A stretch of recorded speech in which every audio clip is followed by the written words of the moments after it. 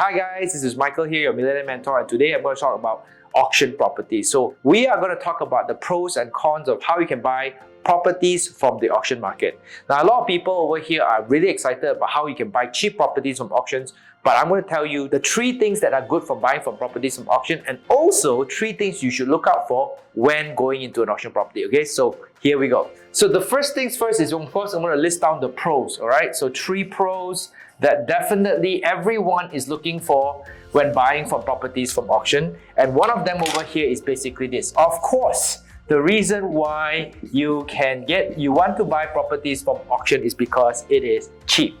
Right now, everyone knows this. Right now, you basically can get relatively cheap properties buying from auctions. But here, let me just note this out for you guys.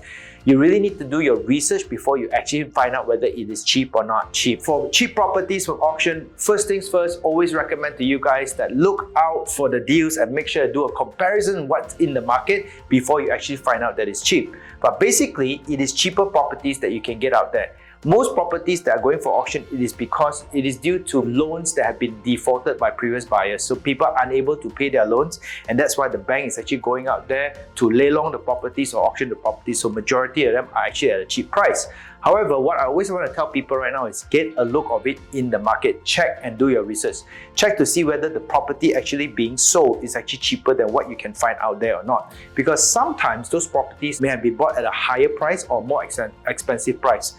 So what you want to do is you want to do your research, okay? But in general, most of the properties you can find from Leilong are usually, or auction, are usually cheaper. Now, number 2, second thing is it, okay?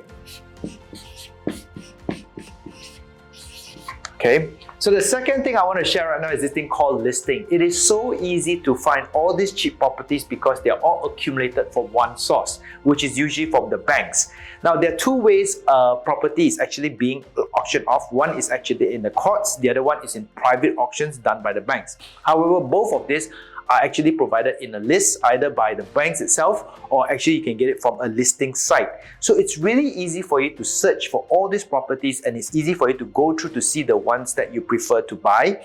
And best of all these properties that you're looking for with good prices, they're usually available on fixed dates, because auctions are done on usually a periodical basis. Depending on either the banks or the courts, you can get a whole lump sum of all those properties available and stated on a date whereby they're available for you to bid. The only bad news about this is, of course, if you're looking for multiple units, it may be available on different dates. But the best news is this: it's a one-stop center where you can get all the listings. You can also find out the venues where you can go and do all the bidding one stop to make sure that you can get all your properties purchased done at one time. So last but not least, the third thing is it's easy to buy. What do I mean by this? Is basically in an auction property, you don't get a sales and purchase agreement.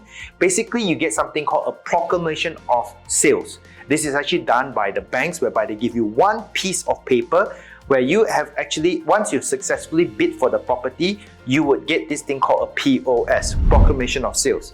This would state everything that's on the paper related to the property, and once you sign onto it, that's it, the property is yours. So it's really very straightforward for you to actually own a auction property based on documentations. So now that we have done the 3 pros of going into auction, now I'm going to cover the 3 cons of going into auction right now. Okay, so here we go. The first thing that you got to understand about auction is that basically auction properties, you're not buying it from the owner themselves or even from the developer themselves. You're buying it from the banks. So the banks are not the actual owners of the property. So one of the cons of buying from auction is that you cannot inspect the units yet. Okay, so now let me just explain this to you guys. Basically, in a property, you can actually buy from sub-sale, it's from the owner. If you buy from a developer, it's actually from the developer themselves, right? But in an auction process, you don't actually buy from these people, you actually buy from the banks. The banks are the indirect owners of the property. They have already, since the owner was unable to pay the loans, they've already defaulted, and therefore the banks have actually taken back the units. But you know, the thing is this, they don't actually own the unit yet. So until you've successfully bid for it, you're unable to see the insides of the unit to see who is staying there or what the conditions are like. So this is something that you really have to go by gut feel. Yes, you have the addresses, you can actually go and see the actual unit, but you can't go inside, you can't see what's in there, you can't assess the conditions of the units. So this is one of what we call the box of chocolates, okay, the surprises that will come when you buy auction properties. Now, point number 2, all right? you do understand that you're going into an auction, and how the auction works is very simple. It's a bidding process. So every time you go in there, and should there be somebody else who might be interested in your property, they may bid the price to make it go up. So in an auction, there's only one direction where the price is, right? Of course, on paper, it may look very, very cheap. Maybe it's 20 or even 30% below market price. But once you enter into the auction room, and once you're actually going in there, you'll be placed into a bidding exercise.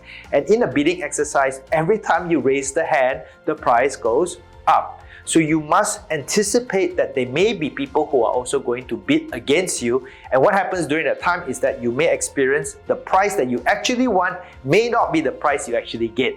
You may have to pay a little bit more to outbid anybody else in that room in order for you to buy the property.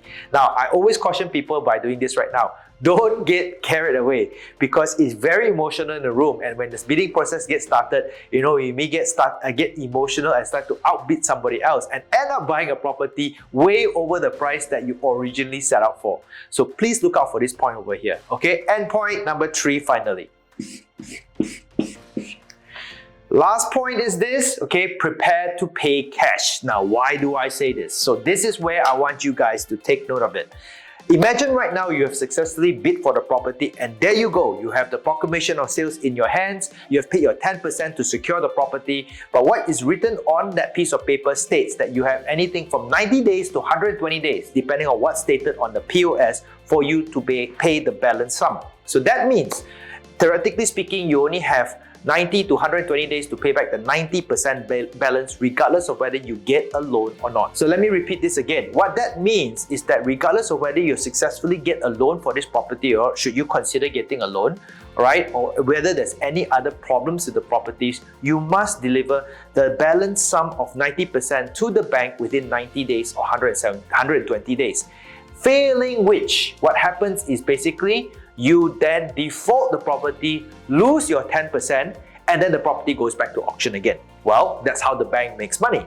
So I always tell people this right now. If you're planning to go into an auction and you're planning to actually buy a property and you don't have the balance money ready, you want to go out there and take a loan, you might not want to consider the auction process, because it's a very strict process whereby it's simply black and white stated there. You've got 90 days or 120 days to complete the entire transfer before you own the property, failing of which you lose the whole deal. So if those of you who are not prepared to go into this with full cash, I highly recommend that you don't go into auctions, because it is a cash game after all.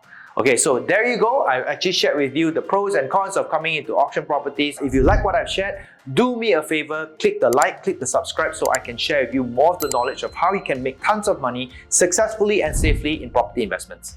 This is Michael signing off. Till the next time round, see you.